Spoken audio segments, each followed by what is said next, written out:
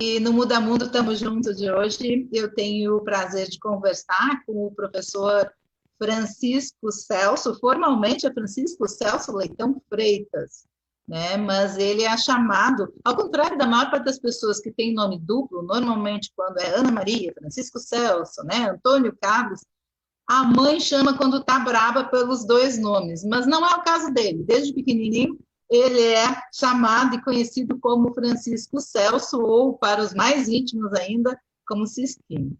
Professor Francisco Celso, um prazer conversar contigo. Né? Ele fala com a gente direto do Distrito Federal, é professor da rede pública lá, é coordenador pedagógico da Associação Respeito e Atitude, e é também um dos idealizadores e um dos coordenadores do projeto REP, e tem uma ficha corrida de premiações, né, Francisco? Então, é muito legal conversar contigo, porque o nosso projeto é muito singelo, e o que a gente quer é sempre valorizar o professor e lembrar o professor o quanto o que ele faz é transformador, o quanto é importante, o quanto às vezes é um exemplo, é um cuidado, é uma acolhida e que muda a vida daquela criança.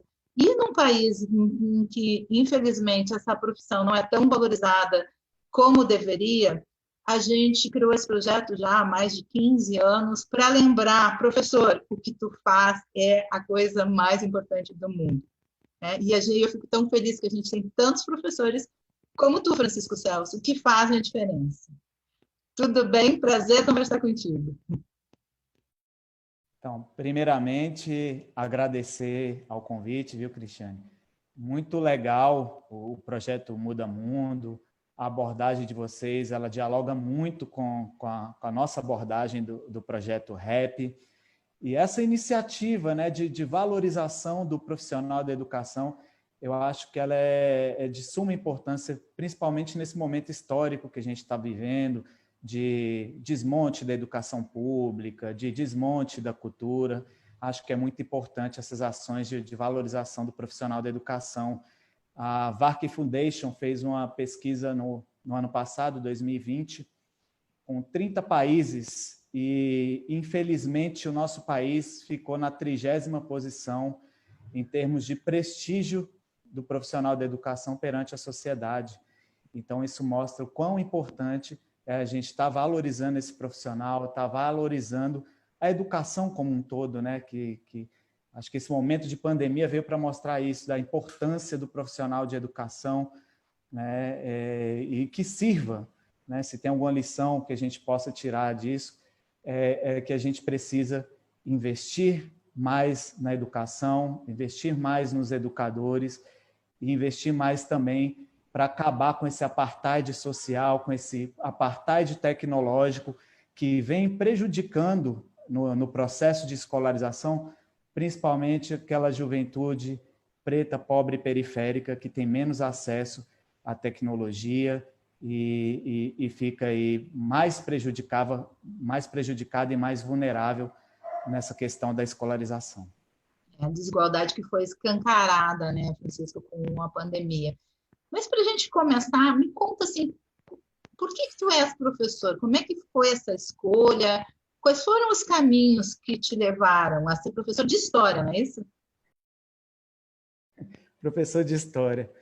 Então, é engraçado dizer isso, né? Porque ao longo da minha trajetória enquanto estudante, eu não fui um estudante exemplar, tive 2 reprovações.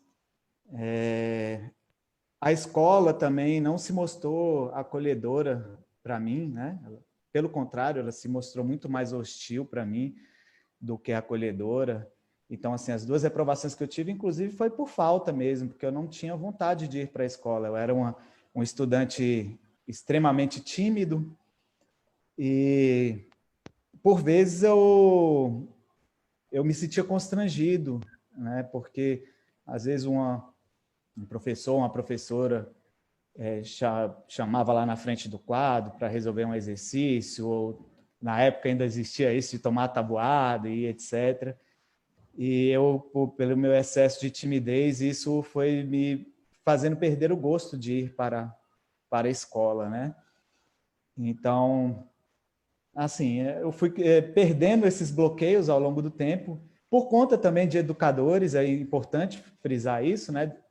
Ao mesmo tempo que na minha trajetória enquanto estudante eu tive professores que me constrangeram, eu tive professores que fizeram eu perder esse bloqueio, né? Então, as pessoas me veem hoje falando em público e palestrando e pensam que eu sempre tive essa desenvoltura.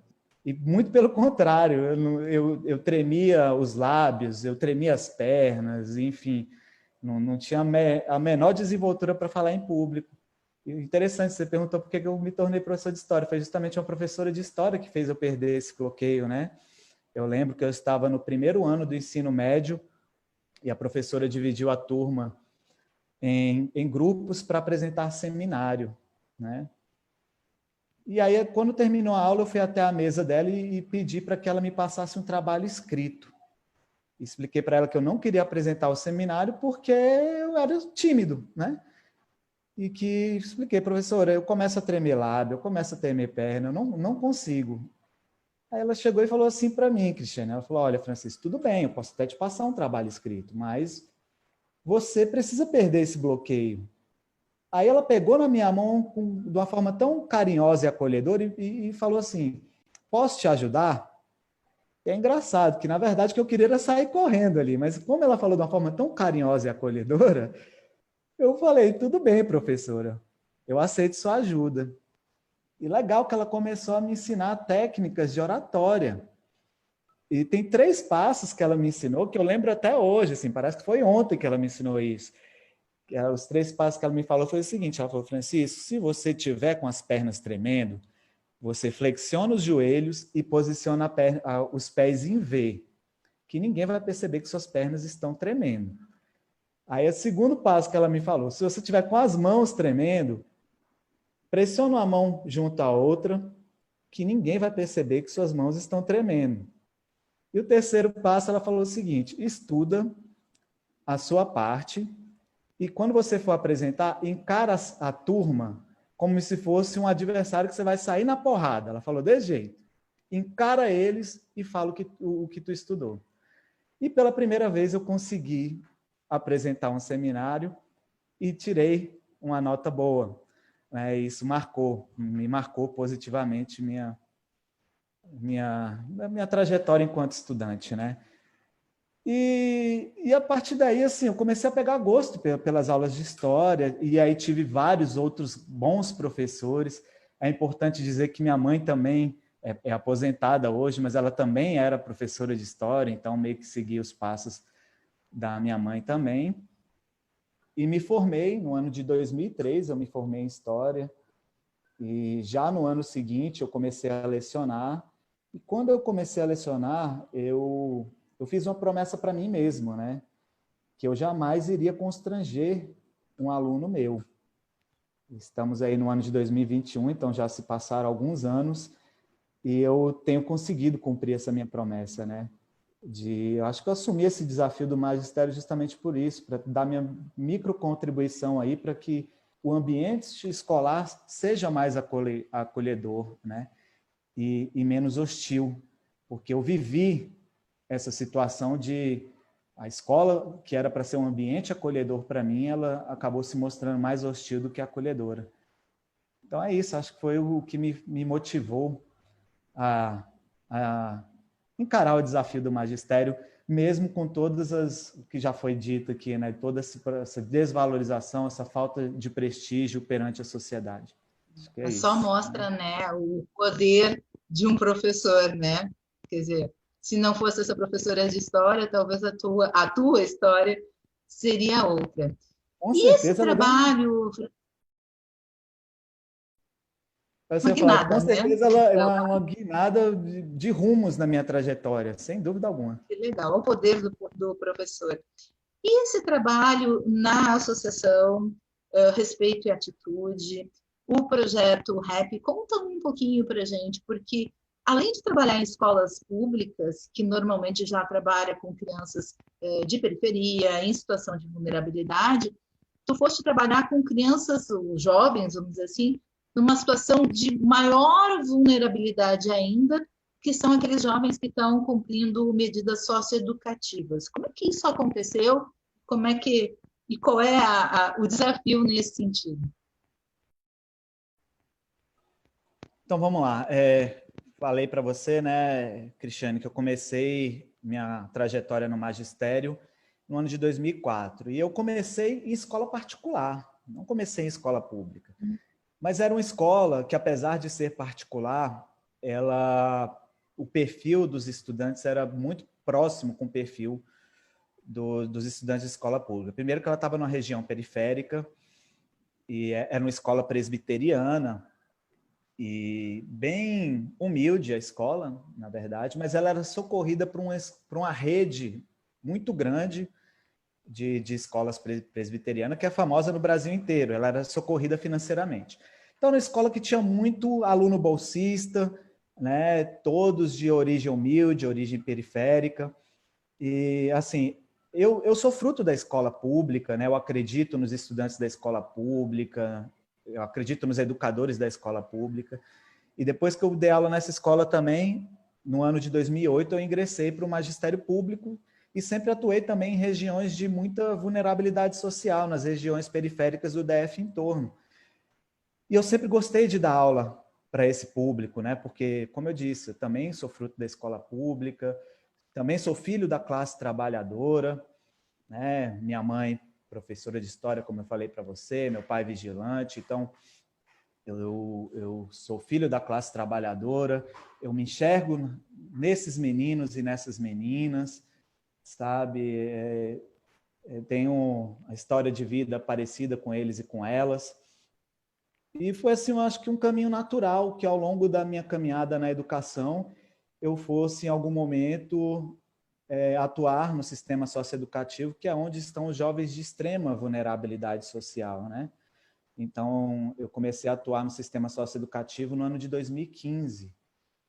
E quando eu cheguei lá, primeiro semestre de 2015, eu fiz meio que um mapeamento daquela comunidade escolar, né? Tentando entender aquela realidade, tentando compreender aquela comunidade escolar. E nesses primeiros 6 meses, nesse primeiro semestre, nesse trabalho de mapear, de conhecer, de entender aquela realidade, eu tive 2 grandes percepções. A primeira percepção, e que foi bem frustrante enquanto educador, foi perceber que aqueles meninos e aquelas meninas que lá estavam tinham perdido a capacidade de sonhar. E isso é muito triste, né? Porque os sonhos são que movem a gente, que fazem a gente acordar com motivação para exercer qualquer coisa na nossa vida. O que alimenta, né? O combustível são os nossos sonhos.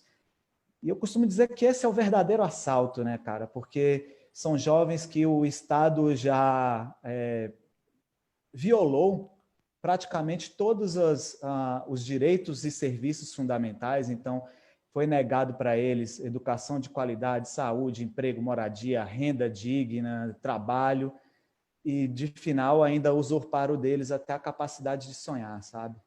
Isso foi muito frustrante perceber isso. E a segunda percepção que eu tive, aí já enquanto professor de história mesmo, foi perceber que eles não se enxergavam nas histórias contadas nos livros didáticos, mas eles se viam nas histórias narradas nas letras de rap. E aí eu comecei a utilizar o rap como ferramenta pedagógica, né? É importante falar que, além de professor, eu sou mediador social, sou produtor cultural e sou militante do movimento hip hop também. E a partir dessa percepção, então, eu comecei a montar uma metodologia, uma abordagem diferente, né? E que fosse próxima, que fosse atrativo, que fosse significativo para eles e para elas. Então, para você entender, Cristiane, lá dentro é bastante rotativo, né? Mas a gente atende em média 150 adolescentes. Né? Falo que é muito oscilante porque está sempre entrando meninos e saindo meninos, né? Mas é em média 150 adolescentes, meninos e meninas. praticamente 100% deles moradores das regiões periféricas do DF em torno, não tem ninguém de bairro nobre. De 2015 para cá, se eu tive um ou dois que moram em bairro nobre, foi muito. Então, são todos, praticamente 100% moradores das regiões periféricas. Isso já quer dizer muita coisa, né? Já mostra um pouco da nossa justiça seletiva, porque o jovem de classe média alta também infraciona, mas não vai parar lá, né? Então, isso mostra um pouco da nossa justiça seletiva, das abordagens policiais seletivas também, e por aí vai. E onde eu quero chegar? Então, praticamente todos eles são de regiões periféricas, e 80% deles se autodeclaram negros e negras. E nas periferias urbanas do DF, né, que é a minha realidade, do Distrito Federal, o rap e o movimento hip-hop como um todo são muito presentes na vida desses adolescentes. Então, na verdade, não fui eu que escolhi o rap como ferramenta pedagógica. Foram eles.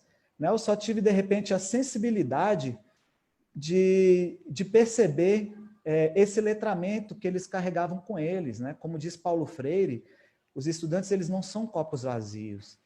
Eles carregam com eles letramentos que muitas vezes a gente não tem, nós educadores não temos.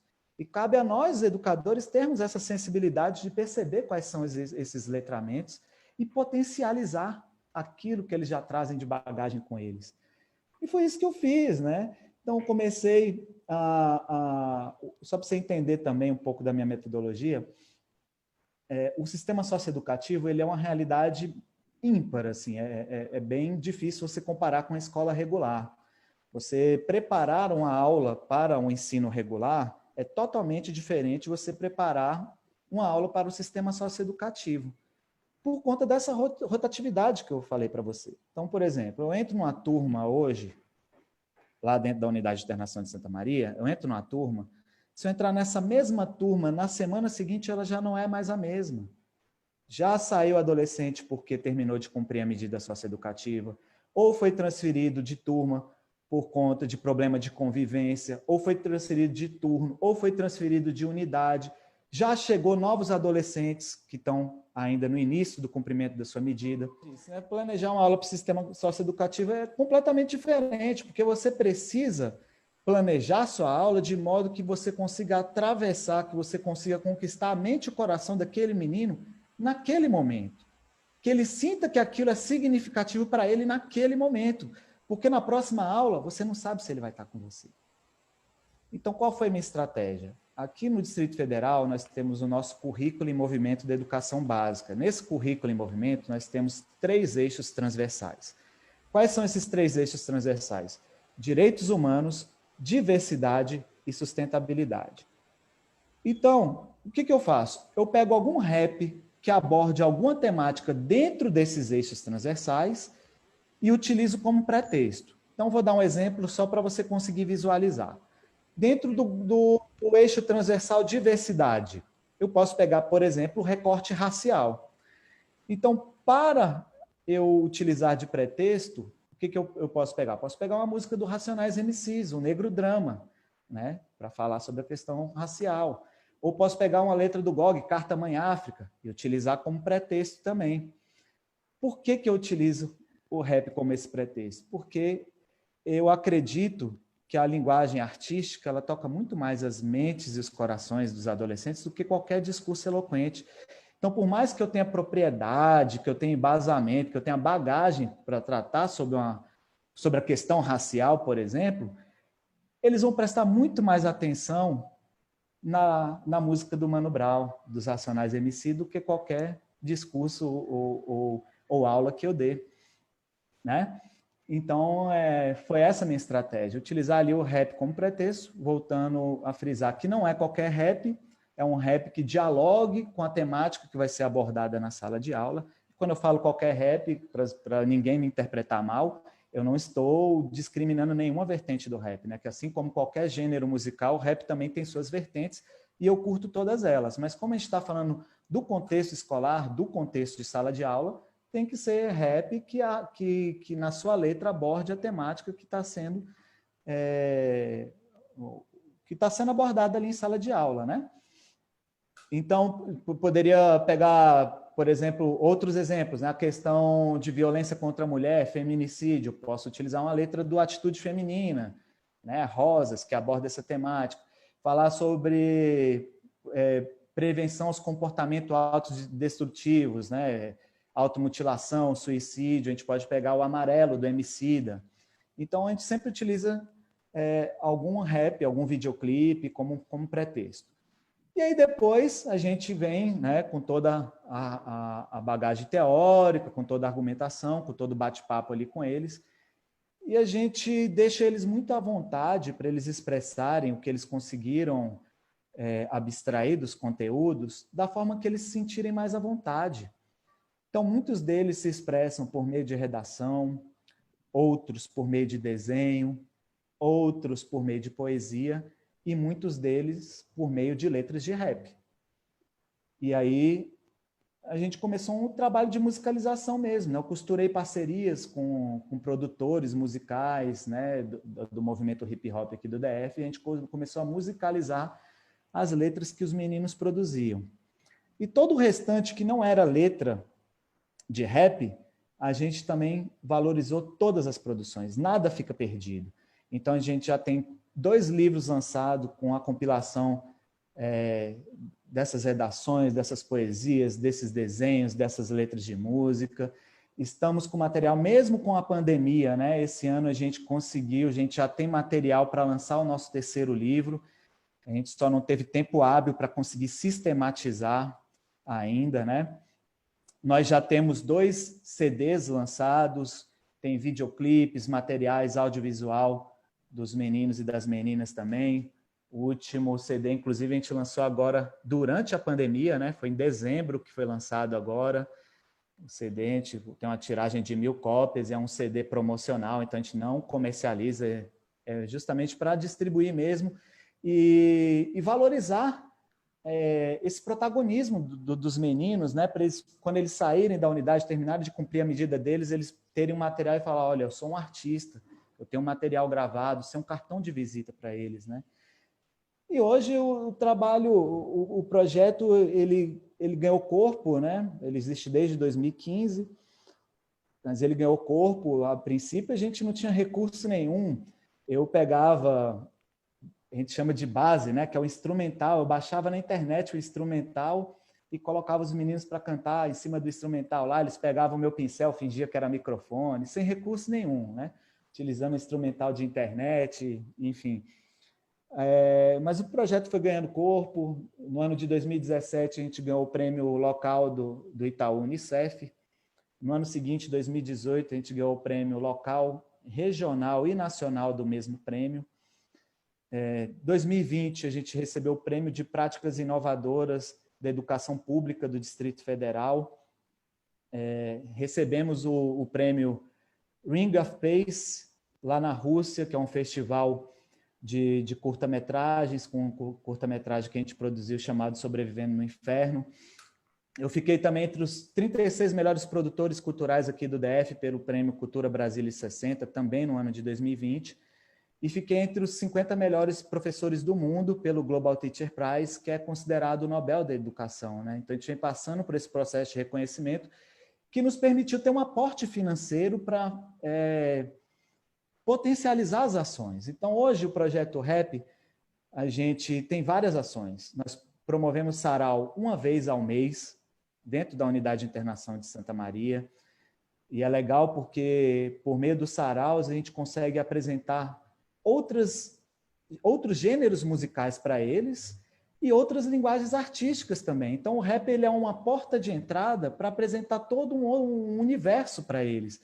Então, nos nossos saraus, a gente leva desde de samba de coco ao jazz, a esquete teatral, enfim, a slam de poesia, batalha de rima. Então, dança de salão, a gente leva de tudo lá, sabe? Ampliando o repertório cultural dos meninos e das meninas. A gente tem um Cine Debate também, que tem a frequência mensal, cujo nome é Raciocine. No Raciocine também a gente procura valorizar as produções fílmicas periféricas, com temas também que dialoguem com a realidade desses meninos, e a gente procura trazer esses produtores periféricos para ir conversar, esses cineastas periféricos para ir dialogar com eles e de repente mostrar até despertar o interesse, né, pelo audiovisual, enfim, pela sétima arte. Nós temos também uma roda de conversa chamada Abre a Roda, que é no sentido também de sempre estar chegando mais pessoas para somar no debate. Ela tem uma frequência mensal também, e a gente sempre traz as pessoas, os debatedores, né? Pessoas da periferia, com demandas e pautas periféricas, que dialoguem também com a realidade dos meninos e das meninas. E temos a nossa culminância maior, que é o nosso festival de música, que ela acontece anualmente. A gente já teve 4 edições, né? A gente só não teve edição no primeiro ano de projeto, que o projeto ainda estava incipiente, né? Mas a gente teve edição em 2016, 2017, 2018 e 2019. Em 2020, a gente não conseguiu realizar o nosso festival de música por conta da pandemia, né? E hoje também, Cristiane, o projeto, é importante dizer que ele atua num tripé. Ele começou, né, a sua gênese foi feita ali na Unidade de Internação de Santa Maria, mas hoje a gente atua num tripé, porque a gente tem um trabalho preventivo, que a gente atua nas escolas regulares, levando essa mensagem, né, para que o jovem não entre na vida infracional, porque depois que ele entra no ciclo infracional é muito mais difícil de romper. Então, pra você ter ideia, só no ano passado eu visitei mais de 70 escolas das regiões periféricas aqui do DF, levando essa mensagem por meio, né, dos 4 elementos do hip hop. Então, a gente chega com o 5º elemento, que é o conhecimento, mas levando também dança, levando música, né, levando DJ, levando MC, levando o grafiteiro, o dançarino, né, que é o b-boy Abigail, o break dancer, ou a break dancer, né? Então, e junto com isso, o conhecimento, né? Então, a gente aborda temas como violência contra a mulher, prevenção aos comportamentos autodestrutivos, prevenção ao uso e abuso de drogas, enfrentamento ao racismo, e todas essas demandas que a gente sabe que são demandas da nossa sociedade, e mais ainda quando a gente vai para um ambiente de vulnerabilidade social. Então, a gente faz esse trabalho preventivo e a gente também tem um trabalho de acompanhamento de egressos. Então, para completar o tripé, né? Tem o que a gente chama de pontapé inicial do processo de ressocialização, que é feito lá dentro da Unidade de Internação de Santa Maria, o trabalho preventivo, que é feito nas escolas regulares, e o acompanhamento de egressos do sistema socioeducativo, né? Que é justamente ali, acho que é o maior problema do sistema socioeducativo hoje, porque os jovens, quando estão cumprindo sua medida socioeducativa lá dentro da Unidade de Internação, utilizando até o linguajar deles, quando eles estão lá dentro, a gente consegue pesar na mente deles, a gente consegue passar valores positivos para eles, referências positivas. Mas quando eles terminam de cumprir a medida socioeducativa e eles retornam para a sociedade, eles voltam para o mesmo ciclo de violência que eles estavam anteriormente, eles voltam para o mesmo ciclo de negação de direitos que eles estavam anteriormente. E, infelizmente, não existe uma política pública eficaz de acompanhamento de egressos. Então, a gente percebendo essa demanda, a gente começou a fazer, ainda que num trabalho de formiguinha, ainda que a gente não tendo braços para dar conta de todo mundo, mas a gente está fazendo um trabalho de acompanhamento de egresso. Então, os meninos que são atendidos pelo projeto lá dentro, a gente continua atendendo eles aqui fora, pega o contato deles, a gente produz material para eles e tenta inserir eles na cena do hip hop do Distrito Federal. Então, a gente já tem vários adolescentes que estão participando de simpósios, de seminários, que estão participando de batalhas de rima, de slam de poesia, de apresentações musicais, de festivais de música, de campanhas publicitárias, é importante dizer, no final do ano de 2019, por exemplo, a gente conseguiu com que 2 adolescentes fossem protagonistas de uma campanha publicitária de nível nacional, feita para o Conselho Federal de Química, em homenagem aos 150 anos da tabela periódica. Então, eles produziram uma música chamada Rímica, né, que é Rima com Química,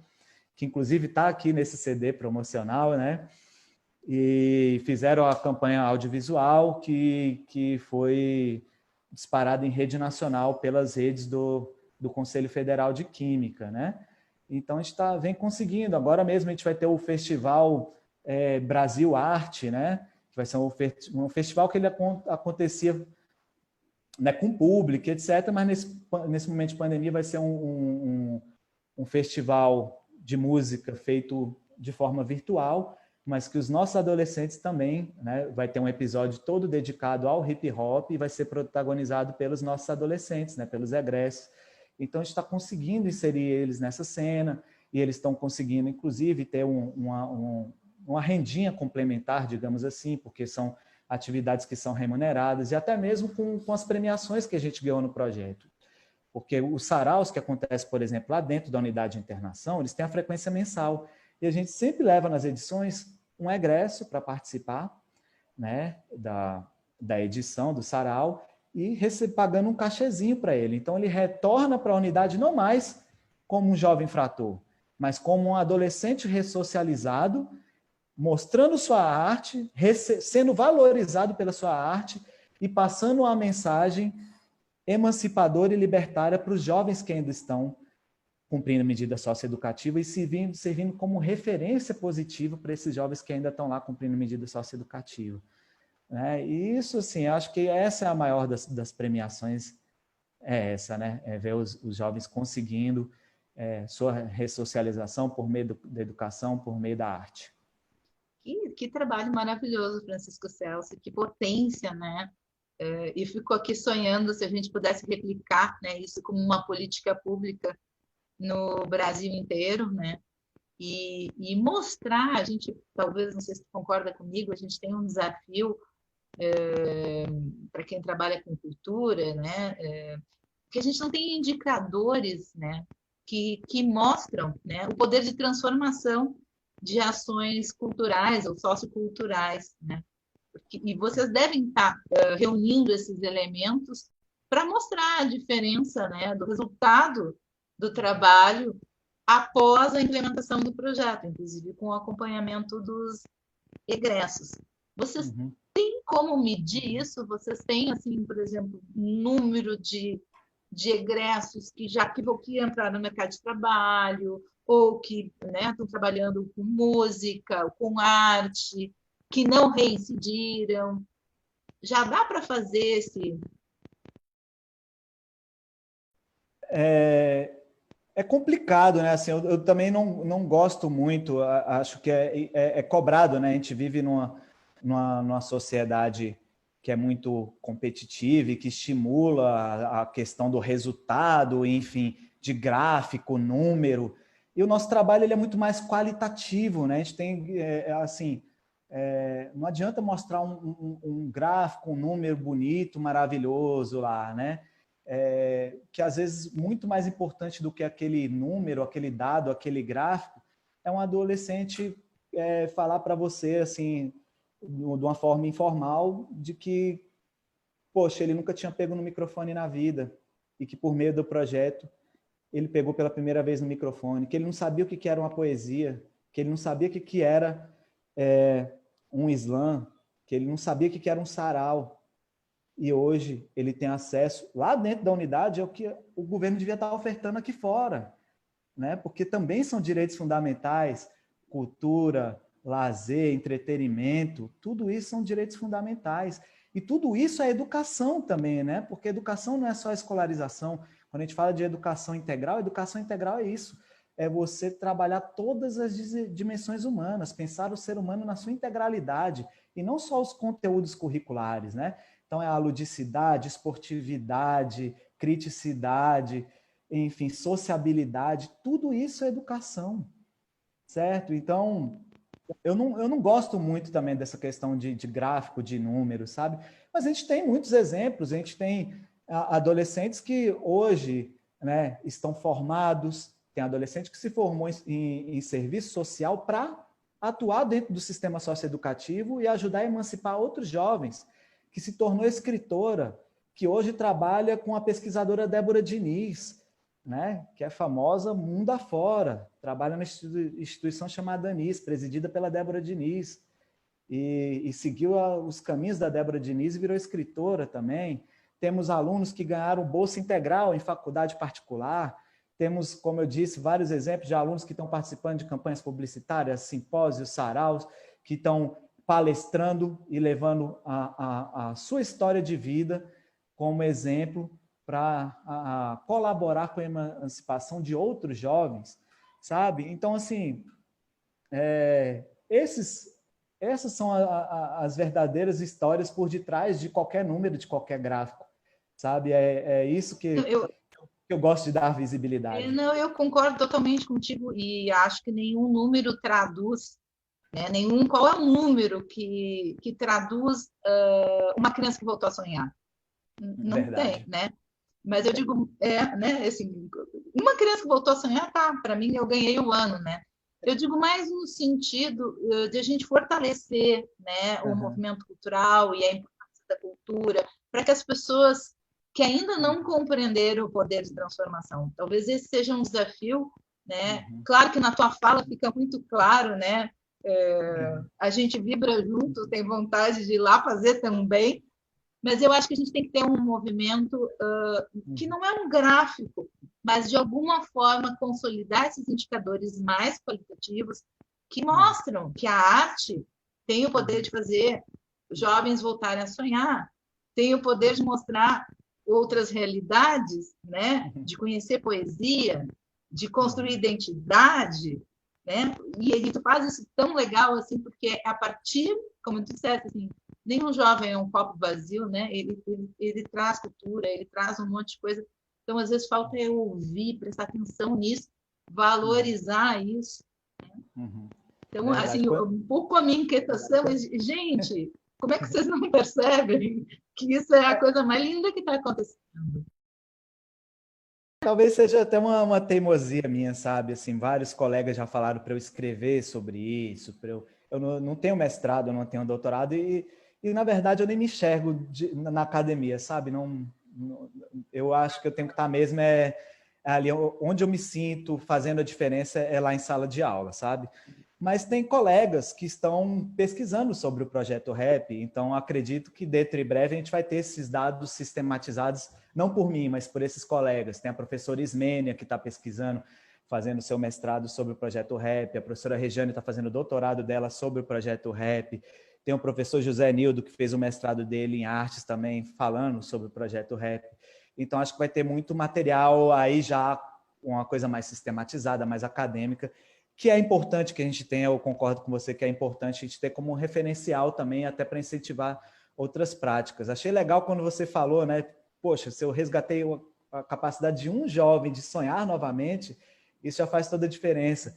É legal que dos 2 livros publicados que a gente tem, um deles, o nome é Socializando Sonhos, porque a gente percebeu justamente isso, que eles começaram a construir ou reconstruir novamente essa capacidade de sonhar. E aí não teve nome melhor para a gente colocar no nosso segundo livro, que foi esse, Socializando Sonhos. Então, de quem lá no início nem sonhava, agora eles já estão socializando os sonhos deles, né? Então, o nosso primeiro livro também é legal, é bom falar do primeiro livro. O nome do livro é Para Além das Algemas, Se a História é Nossa, Deixa que Nós Escreve. E a gente colocou em desacordo com a norma culta da língua portuguesa de forma proposital também. Né? Porque a nossa ideia é que eles contassem as histórias deles, eles sendo protagonistas, e não alguém vir de fora e contar a história dele por eles. E no linguajar deles, com as gírias deles, entendeu? E a maioria das histórias foram contadas por meio de letra de rap mesmo. Então, no festival, eles tinham a oportunidade de se expressar corporalmente no gingado deles, né, com as vestimentas que eles gostam. E isso, cara, isso foi muito ímpar. E a gente entende também que o preconceito linguístico ele é uma ferramenta de exclusão. Então, foi a ideia mesmo de na contramão disso, né? De mostrar, olha, é desse jeito que nós fala, é desse jeito que nós escreve e nossa história é nós que conta. E ficou muito bacana o resultado, sabe? E é isso, a gente tem esses 2 livros publicados e o terceiro tá para sair aí, já tem material, a gente só não conseguiu sistematizar ainda, né? Mas é isso. Professor Francisco Celso, o que tu dirias? A gente pode ficar assim, ó, horas e horas conversando, porque o teu trabalho realmente é muito lindo. e eu acho que é muito inspirador, né? Eu tenho certeza que tem professores nos assistindo e pensando, quero fazer alguma coisa também. Para esse professor que está pensando, quero fazer uma coisa também, mas ele pensa, não, mas o professor Francisco Celso é do movimento hip hop, ele é produtor cultural, eu não consigo. O que você diria para esse professor que acha que não consegue? Por onde começar, Francisco? Cara, é aquilo, não tem fórmula mágica, né? Assim, eu também não sabia por onde começar. Mas assim, se eu fosse dar uma dica, primeiro, entenda a comunidade que você está inserido. Entenda, escute os adolescentes, perceba quais letramentos eles trazem com eles. Porque assim, aqui não fui eu, como eu disse, não fui eu que escolhi o hip hop, não fui eu que escolhi o rap, foram eles. Mas de repente, em outra realidade, em outro contexto, não vai ser o rap, por exemplo. A gente sabe que o funk no Rio, ele é muito presente na juventude periférica, né, nos moradores das comunidades, das favelas, conglomerados suburbanos, como queiram chamar, né, que só muda o nome, mas na verdade é a população empobrecida, a população excluída, né, que os benefícios do progresso econômico não chegaram para eles. Lá o funk é muito presente, né? De repente no Rio Grande do Sul já é outra realidade também. Mas acho que é isso, o principal é horizontalizar as relações, né? Como diz os meninos, é chegar de igual. Eu cheguei de igual para eles, né? Eu não cheguei de cima para baixo, né? E bati um papo com eles, tentei perceber o que eles gostavam, o que eles não gostavam, né? E aí a gente chegou, né, nessa conclusão que o rap era a ferramenta mais adequada para aquele público específico, mas para outros públicos podem ser outras linguagens, né? Então, acho que é isso, acho que o primeiro passo é esse, né? Aí, assim, a gente começou, como eu disse, sem recurso nenhum ali, poxa, baixando o instrumental na internet, com pincel, os meninos fingindo que era microfone. É aquilo, é, é acreditar, né? Você vê ali, mapeou, viu ali, percebeu quais são as potências que tem ali, investe naquilo, investe, que eu digo, o seu tempo, o seu estudo, né? Para você compreender aquela realidade e ver como você pode evidenciar, dar visibilidade àqueles letramentos que eles trazem.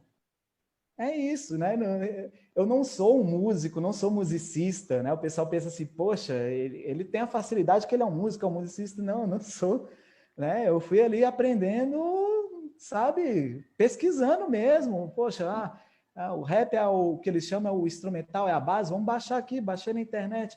Né? E aí comecei a trabalhar noções básicas mesmo de ritmo com eles e a coisa foi fluindo, né?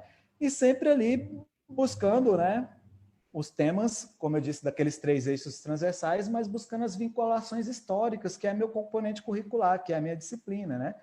Então, acho que é isso, mas um professor de português pode fazer a mesma coisa, né? Buscar ali por exemplo, português é uma área riquíssima, que você pode trabalhar as letras, você pode utilizar da literatura que chamam de periférica, literatura marginal, literatura divergente, que é muito próximo, que relata a realidade das populações empobrecidas, das populações periféricas. E é uma ferramenta de aproximação também a literatura. Eu utilizo muito, inclusive, a literatura marginal também. Então, autores como o Ferrez, como o Sérgio Vaz, como Nelson Maca, Cristiane Sobral, Meimei Bastos, assim, são muito utilizados, né? Nas nossas abordagens. Então, acho que é isso, é você trazer coisas que dialoguem com a realidade deles, né? Que não sejam algo estranho, que não faça sentido para eles, tem que ser significativo, né? Tem que ser atrativo. Acho que é isso. Francisco, eu queria te pedir licença para fazer uma coisa que eu nunca fiz nas entrevistas, que é oferecer a entrevista. No caso, eu queria oferecer para duas pessoas, para minha mãe e para tua mãe. A minha mãe faleceu agora há pouquinho, dia 9 de janeiro, professora de história, e ela sempre me inspirou. Não sou professora, mas ela sempre me inspirou porque ela é uma professora que onde ela ia, alguém dizia: professora, a senhora mudou minha vida. Então, meu trabalho, que é associado a valorizar o professor, eu devo muito ao exemplo que a minha mãe sempre ofereceu como professora. E eu vi que a gente tem uma coisa em comum, que a tua mãe também né? Tua mãe está super viva, graças a Deus, professora de história, também te inspirou. Então, a minha mãe e a tua mãe, eu queria oferecer essa entrevista e agradecer a tua participação e espero que a gente tenha outras oportunidades de voltar a conversar. Nós temos mais coisas em comuns, viu, Cristiane? Esse ano eu também tive uma perda, só que não foi da minha mãe, foi do meu pai, né? Bem recente também, e foi vítima da Covid, né?